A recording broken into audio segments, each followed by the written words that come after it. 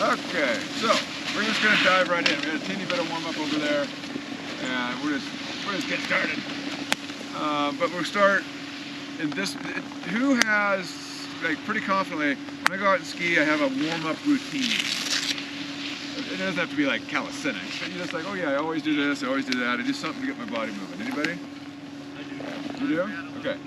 If you don't, which it sounds like most people don't, consider building something like that. Frankly, I don't. But I do know that for me, when I go out skiing, to kind of get to more performance mode, I need to do some short turns. I need to move. Other people, they need to like feel the edge. Other people, they need to go slow. You know, so whatever that little thing is for you, as you're moving towards exam day, how are you going to prompt yourself that morning of to kind of get into that system? So let's ski down. I don't know where your next main meeting area is. I'll follow you. You got orange pants. That's easy. So we'll stop. Tell me your name again. Harry. Harry. That should be. Okay. Well, this kind of goes down. It flattens out a bit before it starts going down again. What if we go to across the flat and then? Okay, to the other side. Okay. Side? Yep. So, okay. Figure out some kind of version of a warm-up. Good. Come on in, gather around here. So we're all kind of in a huddle versus line. I might get intimidated by a line. Lump this down here. Yeah, come on in. And then it's easier to hear and ask questions and all that stuff. So it can be a blob as we ski around and stop. A blob here and blob there. So I was talking a little bit with Jake. And it sounds like most of you have not been to a level 2 or higher exam ever. Nope. Okay, so part of today will be just, kind of what to expect type of thing. I did not attain. Did not attain? How recent was that? Last year. Okay, so you have at least an awareness of what happens in memory. And I can talk more with you about, what kind of feedback did you get, and, clarify that some too. All bad. Oh, all bad. The one thing, like for a clinic like this, I use the word packaging a lot. That you take what you have as instructors, and you got to package it in a way that fits the exam format. All of your skills are exactly what you need. Another thing that's going to happen on that tech day is some version of this. We did that, and a conversation or discussion about when you're demonstrating for your students this type of skiing, what are you trying to show them in particular? What do you hope they see in your skiing? Kind of depends on the goal, I guess. Okay, and that's a good. Actually, that's great. What kind of goal might you suggest to them? Matching parallel. Okay. So you're gonna try to show them parallel skis. Good. It'll be very appropriate. Smooth rounded turns as opposed to windshield wiper turns. Yeah. So very consistent. You don't have to, but if the discussion got more involved, you might describe that in a little more techie way of saying blending rotary movements throughout the turn, or not overpowering rotary movements all at once. You have that little bit of jargon that you don't have to use, but you're being familiar with it. Skills are rotary, edging, pressure. Fundamentals are too long to list right now, but there's 5 of them. Ski to ski, length of the ski. If you have a little shorthand that you can go, 5 fundamentals. So one's ski to ski, one's length of ski, one's up down, one's turning, one's tipping. I think that's 5. I have a question. So how important is it to, like in the teach portion, okay, to tie a fundamental into the lesson in terms of, being evaluated during the exam, right? Is that important to try to do that? Fairly fundamental, or fairly important. And let's see. Well, it doesn't have to. You don't have to like label it. No, but you want to to kind of focus on like one of the 5 fundamentals, right? And take it into your lesson. Yeah. That's probably what you do with your students too. Is you got little Johnny out here, and little Johnny's the Z turner. Whoever said that. And you're like, little Johnny, we got to get you so that your the rotary movements are more even through all the turns. And so in your mind, you're thinking, okay, the skis turn separate from the upper body. and you also add in equally through the turn, proportionally or something. Let's keep skiing here a bit. So the terrain changes, it gets a little bit steeper, right? Yep. Let's do the same thing for your same student, but hey, it's a little bit steeper. You're probably going to have a little bit more edge angle in there. You may have to complete the turn a little bit more to not speed up, so you're going to hang on to that rotary influence a little longer. That's a duration thing in your turn, because you don't want to scare them and go too fast down here. And is it obvious, there's a junction down there to stop at? Yeah. Okay, we'll stop down there. So we talked up there just briefly about what are you trying to show your students, or what might you suggest to them for goals, and you said things like parallel and even steering. That's the kind of stuff that examiners are looking at. You have said, I'm showing this to my students, so then it's like, well, you know, is Harry showing that? Is Marcia demonstrating that? Oh, sure enough, I saw parallel skis. Oh, I saw these really consistent turns. Okay, we're on board. What's next? How do we keep going? There's no real big magic to that necessarily. Let's do this. The hill gets a little, is this the right place to go? Yeah. Okay. So the hill gets a little steeper. Let's take our better intermediate skier, because that should be, you know, low intermediate. That's gonna be a little stretch for. And we'll say, hey, okay, so it's steeper here. Let's shorten these turns up. That's gonna give you more speed control for steeper terrain. Gonna help you feel more comfortable, not going so fast.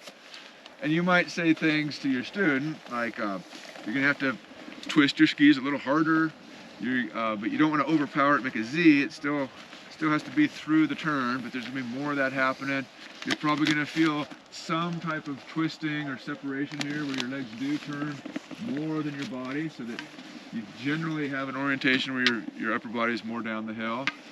You might throw in pole plant and comment to them. I mean, this is kind of overloading depending on your student there. But you're gonna tell them that kind of stuff, right? Mm-hmm. So now we're gonna show them that kind of stuff. Would you? So you mentioned you don't want to overload your students, which is easy to do because we often want to throw so much at them. So a lot of times what I like to do is pick one focus based on what I've observed prior to that point. Yeah. And that's usually a good strategy, right? Mm-hmm. Yeah. Yep. Just a little bit in terms of like what might I expect. And on the tech day, okay, we're going to do some of this. The movement analysis side of that. Look around, pick at least two people. Someone goes ahead of you, someone behind you, whatever. Don't try to look at the whole group. And then try to be able to say, Marcia's doing this thing, and describe this thing. Really, you know, it's helpful for her. You know, when she holds her elbows ahead of her rib cage like that, that's helping her ski. It keeps her balance more along the length of the ski. So basically, what's going well? Look for that in a couple different people here. Okay. That's kind of wide open, but just to train our eye just a little bit. So my question is, do you do movement analysis on the day you're skiing, or do you only do that on the day you're teaching? No, it'll be on the ski day. Yeah. Which is a little bit new. That's different. I know you've been through it previous earlier. Yeah. So that's a little change. So we had. Do they also touch on it in the teaching day, or is it only on the teaching day? It'll just be as what you see and how you comment to your group that you're teaching. You got your little assignment for watch. We're going to do short radius turns for our upper intermediate students. So that kind of intensity, not rippy zippy. And we'll regroup down there at the bottom somewhere, right? Yeah, we version of demonstrating that.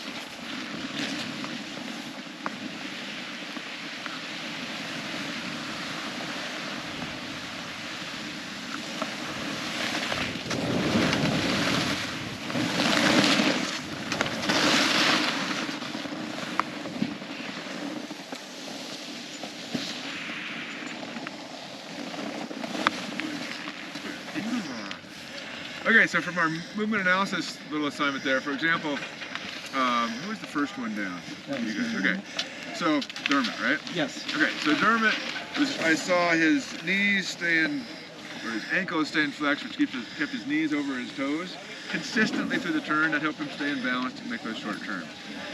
With Harry, I saw him continuing the rotary steering movements quite a ways across the hill, which kept his speed really consistent. He had no runaway. The skis were not perpendicular, but definitely coming across in a smooth fashion, and that worked great for him.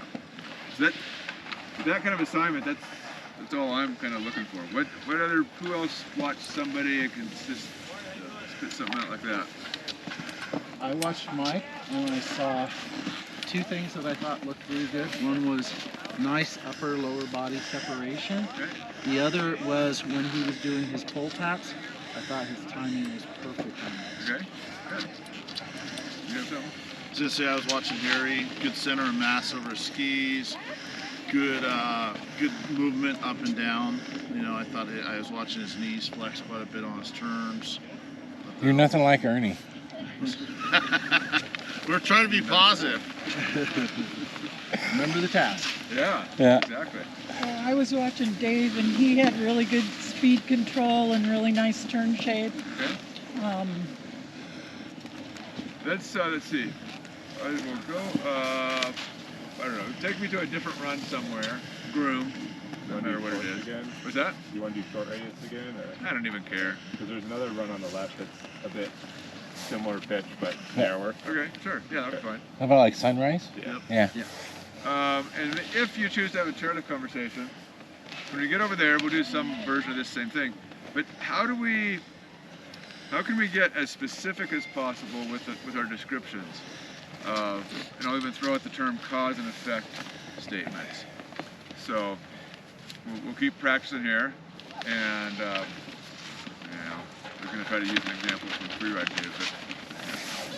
I'm sorry, if I got into something like that, to observe Dave, I said his timing and duration to the turns was really, or is that getting too specific about the technical? The specifics great, especially if you could say, like I could say, oh, his timing and duration were great. Right?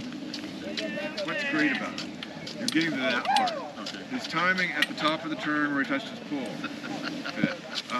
The duration, the stretching out the turning movements through the whole turn. You know, he matched the turning duration with the size of the turn. So I had the technical description with the outcome. Yeah. So it's not just good duration. Like, well, you know what's good about it? How did that have an effect? It's at that cause effect thing. Okay, up to wherever we're going. Let's see. Harry and I had a great conversation. We're not going to repeat the whole thing here, but there was at least one thing, and maybe two, that I said, hey, remind me of that when the whole group's here. What was the first one? I'm drawing a blank. Well, it was something that you thought of in one of your exams, but you couldn't say because. Okay. So, what you won't get in an exam is any warm, fuzzy feedback, because we want to be fair. If I say, hey, Dermot, you know, your skiing up there was pretty good, and next time when you go, just make sure you emphasize a little more to the outside ski. Yeah. Marcia's going, what about me, you know? And we just can't, we're saying, hey Stan, those turns when you came down there, that's what we're looking for, good job. It's more vague, it's not so technical. And then, you know, Dave, where's my Dave? Come on, Dave. He's like, oh, they didn't say anything to me, what's going on? So it's not because we're trying to be buttheads about it, but we're just trying to have the same. And so, not giving you an acknowledgement that he or she doesn't get, or a boost. What I told Harry was, I have a sheet of paper I typed up finally, like, okay, everything I need to say before we start. Because once we start, I can't, oh, hey, by the way, remember this, because somebody's already done something, and they missed that little input that I would have given them. And so, I just, the morning of, I try to get all those little tips of the day out there. But it goes through your head that like, oh God, they didn't really give me any feedback. Did I blow it? Did I do good? Did I did so bad that he wouldn't say anything. Yeah. Now there can be some global feedback, particularly on the tech day. Hey everybody, we did some short radius turns over there. We're gonna do them again, and this time let's make sure we close them. Somebody used that word. We're gonna bring them across the hill more. There's a good chance that at least somebody in the group wasn't doing that. Yeah. And so we're going to universally say, let's do that more, but we're not going to say, Harry, I need you to close those turns more. That's not going to happen. I was in an exam once with a woman, and she's like, they're just trying to intimidate us, you know? No. And I was like, I don't think so, but it's really hard if you're not used to that. And she had taken an exam on the East Coast before, and apparently they were friendlier, I guess. mean, it's way easier for us when everybody passes. Yeah. That's way more enjoyable. That's much more what we'd like to have. So, whatever we can do to help fairly with that, I try to joke with my exam partner as much as possible, just to create a little levity. I try to make it with him or her, not not pointing at you guys. Let's go down here to the flatter. Terry, real Yeah. quick, do we have a focus for this? No, we're just going to get to where it's flatter. So I will say this, since you bring that up. We do recognize conditions change. So if we're doing pivot slips and that, our calibration of what we expect to see is different. Which is one reason why an examiner will always demonstrate something. Because they'll come down and go, holy crap, that was way harder snow. I slid way more than I thought I was going to. And then we recognize, oh yeah, sure enough, the whole group's sliding more than we really would love to see. But it's icy today. And so that's an allowable amount of skid. If it's today, stuff will be working. Okay, so skating, and have you all practiced intentionally some skating? Yeah, I have. Part of the clinic. Not part of the clinic, okay. I know you skate. I have seen, I'll just say this, some horrible skating in exams. And not in exams too, just in training. Yeah. The downhill part is harder. Skating downhill. Yeah.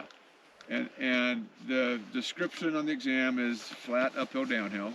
And this would be legitimate.